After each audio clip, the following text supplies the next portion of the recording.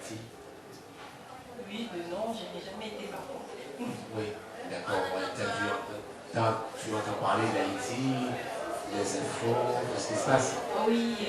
Boucherie Petit. Boucherie Petit, c'est l'arrivage de la viande fraîche tous les jours. Boucherie Petit, c'est aussi la vente des produits alimentaires en gros et en détail. Boucherie Petit vous attend au 44 boulevard Pasteur à La Courneuve, à 100 mètres de la gare. Ouvert du mardi au samedi de 8h à 20h et le dimanche de 8h à 13h. Pour vos commandes et livraisons, 01 44 02 27 65 et le 06 50 29 96 29. Boucherie Petit, c'est votre magasin.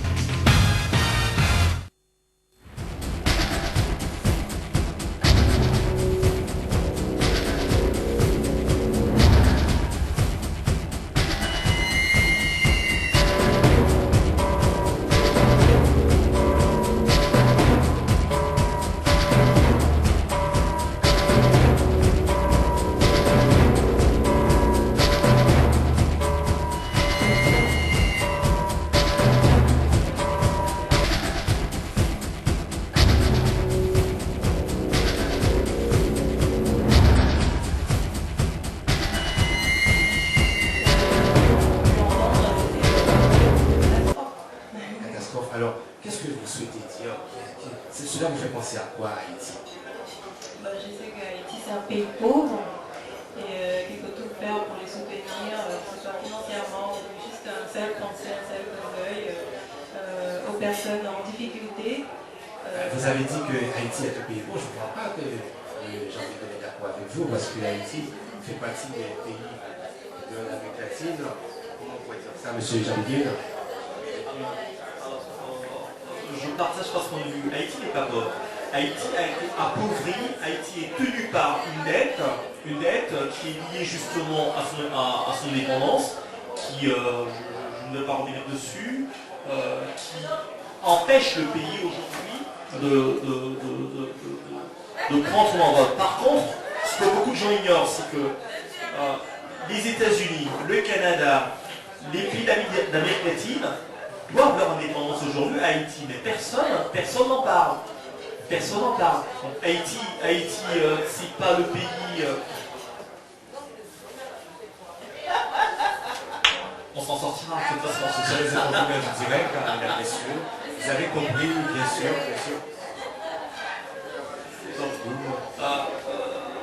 Sur ce point bien précis, il faudrait le savoir. Haïti a beaucoup donné aux Américains. Haïti a beaucoup donné en Amérique latine. Haïti s'est beaucoup battu pour que ces pays se libèrent. Haïti s'est beaucoup battu pour la nation et le peuple noir auquel j'appartiens. Et rien que pour ça, Haïti n'est pas pauvre et ne le sera jamais. Bien. Applaudissez, s'il vous plaît. Merci, je pense que c'est vrai sur ce sujet. C'est bien, on va continuer notre petit débat. Alors, je pense que de ce qui se passe au Japon il y a quelques mois de ça, c'était très grave. Qu'est-ce que vous pensez de cette tragédie des nucléaires? Qu'est-ce que vous pensez du Japon, de ce qui s'est passé là-bas? C'est terrible, c'est quelque chose de grave. Et on constate qu'il y a de plus en plus d'événements graves dans notre monde et il faut rester solidaire. Oui, il faut rester solidaire. On a vu que le Japon a perdu le contrôle de ses plateformes nucléaires. Et ça, c'est grave. En fait, je vous retourne la question. Est-ce qu'il y a une leçon à tirer là-dessus sur cette plateforme qui s'est éplosée, cette plateforme nucléaire? Il faut faire plus attention à ce qu'on fait. D'accord. Pour M. Jean-Miguel, qu'est-ce que vous pensez? Parce qu'on voit qu'en France, il y a beaucoup de plateformes nucléaires. On a vu que l'Allemagne s'est donné quelques années pour pouvoir tout évacuer, ils ne vont plus fonctionner aux plateformes nucléaires. la France, bon, c'est pas le même système, on ne peut pas dire ça pour l'instant. Mais quel est votre avis dessus? Alors, sur cette question bien précise, je dirais que Cheikh Anta Diop a fait des travaux il y a 50 ans sur la question nucléaire, où il disait mot pour mot qu'il y a d'autres possibilités justement d'accéder à l'énergie en permettant justement le plan constant et surtout mieux reparti entre les territoires et entre les peuples. Personnellement, je suis ingénieur et je ne suis pas un pro nucléaire. Le lobby du nucléaire dans le monde a contraint l'ensemble des territoires à accepter de gré ou de force l'énergie par l'atome, compte tenu des enjeux financiers. Mais le vrai problème, la question clé qu'on nous cache, c'est que personne ne maîtrise la fusion nucléaire. Personne ne la maîtrise. C'est comme si on vous demandait aujourd'hui de contrôler l'énergie que dégage le soleil. C'est pratique. En fait, l'atome reproduit pratiquement les mêmes capacités que le soleil. Or, on sait très bien qu'à l'heure où nous parlons, ce dont on a besoin, c'est comment mieux vivre dans l'espace que nous occupons aujourd'hui. Et depuis la nuit des temps, à chaque fois que l'homme a voulu jouer aux apprentis sorciers, entre guillemets, on a toujours reçu des retours de bâton terribles. Et ce qui se passe à Fukushima, c'est un rappel que nous ne sommes que de passage sur cette terre et que cette terre, nous devons la respecter. Avant nous, ceux qui nous ont précédés la respecter, vivaient en harmonie avec elle, et malheureusement, je ne parlerai pas de mon émission, mais je dirais simplement que certains apprentis sorciers ont toujours voulu faire plus de fric, et encore plus de fric, au détriment d'un espace mieux partagé et surtout mieux respecté. Notre Miss Dauphine, merci. Et dites-nous, comment a été votre parcours? C'est vrai que je pense que c'était pas facile d'être première Dauphine à cette compétition rude. Très difficile. Ça dépend, vous parlez comment je vais gagner ou après? Avant, comment vous avez pu faire pour... Écoutez, comme j'ai dit tout à l'heure, j'étais très naturelle, j'ai gardé mon naturel, mon sourire, et voilà, j'ai bien récolté les îles, surtout mon pays, les Seychelles. D'accord. Par rapport, je pense qu'il y avait une deuxième Dauphine là. Dans cette affaire, il y a des intérêts énormes. New York est une terre juive en Amérique. Je n'ai rien contre, mais il faut quelquefois revenir à des choses terre à terre. Strauss-Kahn est pris la main dans le sac. On sait qui est Strauss-Kahn. Il n'est pas le seul d'ailleurs. Tous les hommes de pouvoir, qu'ils soient blancs ou noirs, une femme, comme on dit, on la prend, qu'elle soit d'accord ou pas, et puis voilà, on verra après. Et dans cette affaire, il y a une pauvre femme qui a 32 ans, qui a une fille de 16 ans. Donc déjà, on se dit, elle a 32 ans, une fille de 16 ans, elle a fait quel âge de 16 ans, forcément, on ne peut pas lui faire confiance. Ensuite, le procureur nous dit, écoutez, il y a eu un rapport anal, excusez-moi. Un rapport anal, ça veut dire que il fallait qu'il ait une force de orang-outan pour vraiment la plaquer au sol et y passer en force. Bon. Tout ça, c'est vraiment, c'est une victime, Madame Nafissatou. Elle a été manipulée de part et d'autre, manipulée par des politiciens, manipulée par des agents secrets, manipulée par des lobbyistes qui voulaient absolument stopper la tornade, enfin l'ouragan Strauss-Kahn qui allait s'abattre sur la France. Et aujourd'hui, on ne peut pas dire autre chose que ça. On ne peut pas dire autre chose. Mais juste une question pour notre Dauphine, et ceux qui sont avec nous, parce que vous êtes une fille, est-ce que ça vous est arrivé d'être victime de harcèlement? Non, pas du tout. Et Pas du tout, tout a été facile. Quand vous voulez faire quelque chose dans les bureaux, tout ça, c'était très facile. D'accord. Et comment vous voyez cette affaire-là? Quand vous entendez dans la presse, comment vous voyez, quel est votre opinion là-dessus?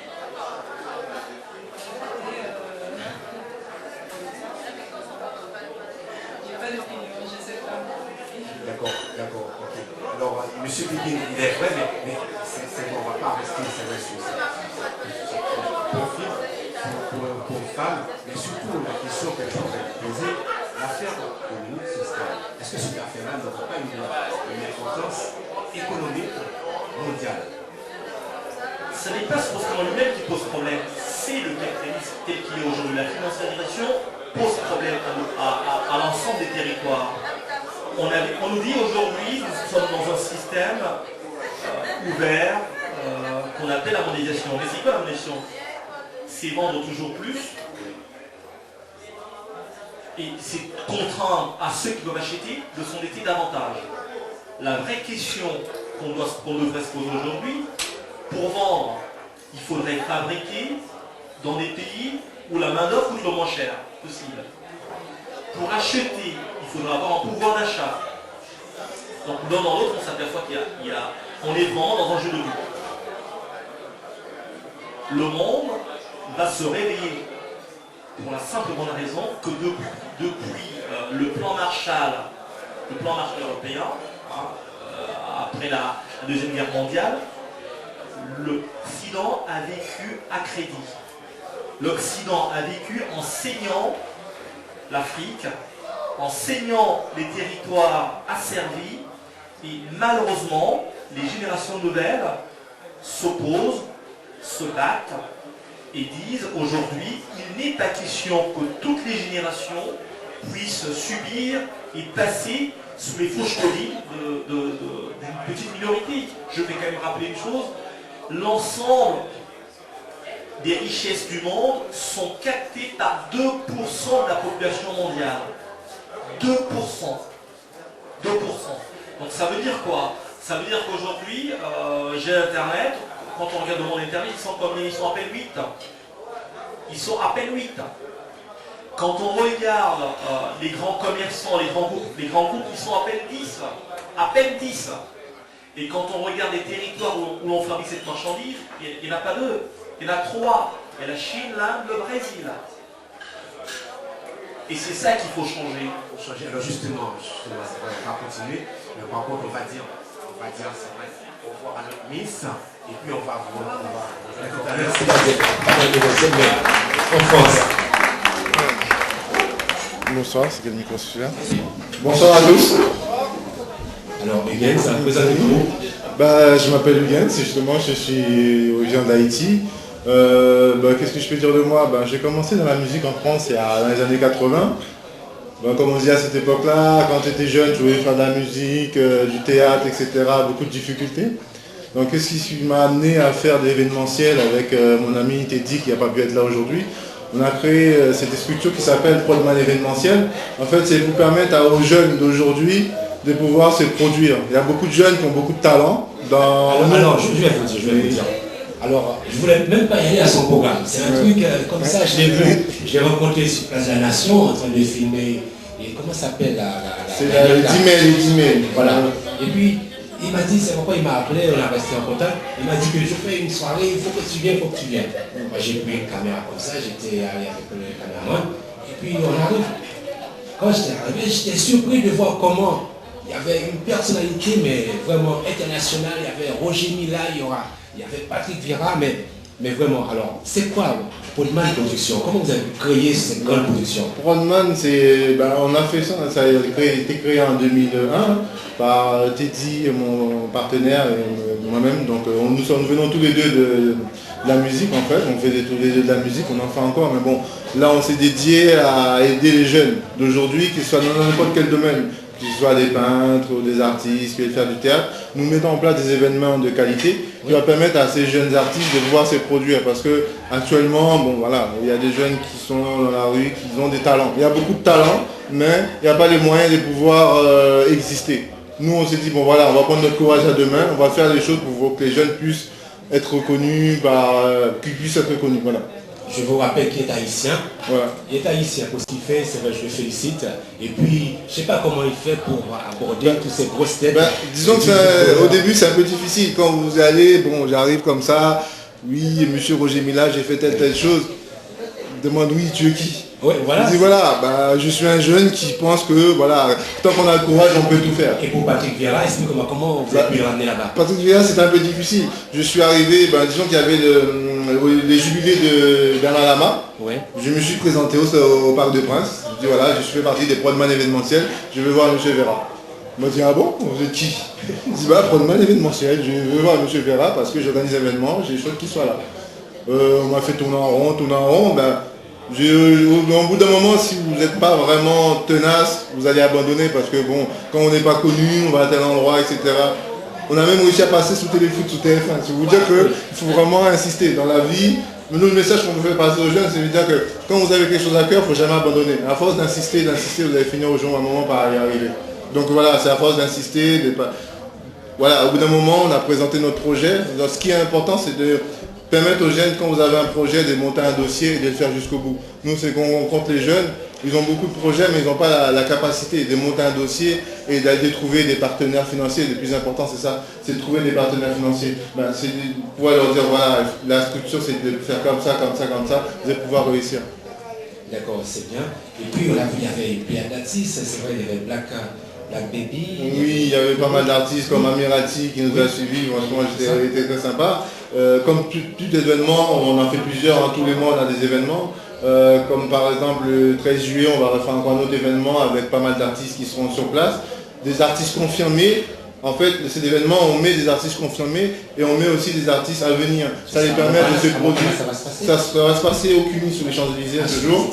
Et à Montparnasse, ça sera le 8 octobre. Le 8 octobre, nous allons voir vraiment beaucoup d'artistes africains et des artistes antillais qui seront là comme Fali Poupa, Papa Wemba, Admiralty encore qui sera là, Foxy Dada qui sera là bien sûr, merci beaucoup, qui m'a confirmé tout à l'heure sa présence. Donc voilà, ça permet de faire des expositions, des peintures, etc. Voilà. Et bien, merci. C'est vrai. J'ai beaucoup de questions à vous poser, mais comme le temps nous fait défaut, parce qu'on doit lancer les artistes après pour la soirée, et surtout. Mais par contre, j'ai Aniel qui vient d'arriver, je crois.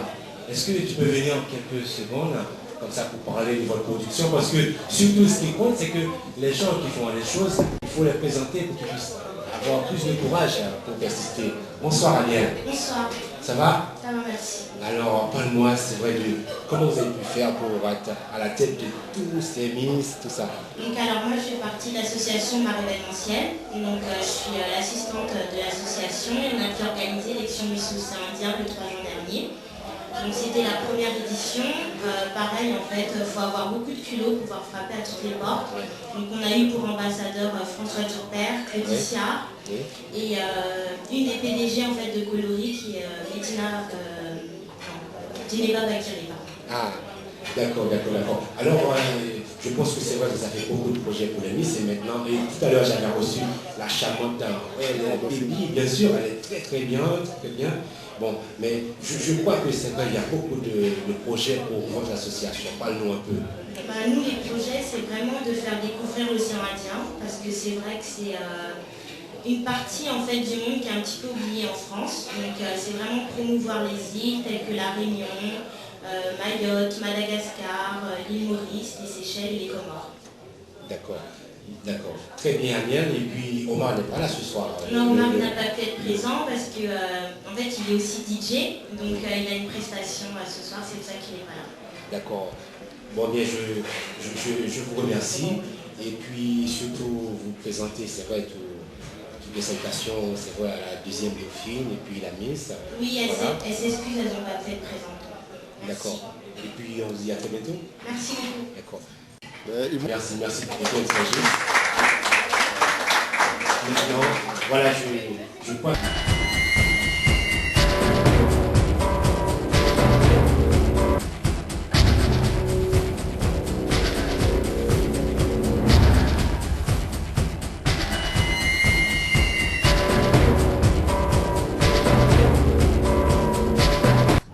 Boucherie Petit, c'est l'arrivage de la viande fraîche tous les jours. Boucherie Petit, c'est aussi la vente des produits alimentaires en gros et en détail. Boucherie Petit vous attend au 44 boulevard Pasteur à La Courneuve, à 100 mètres de la gare.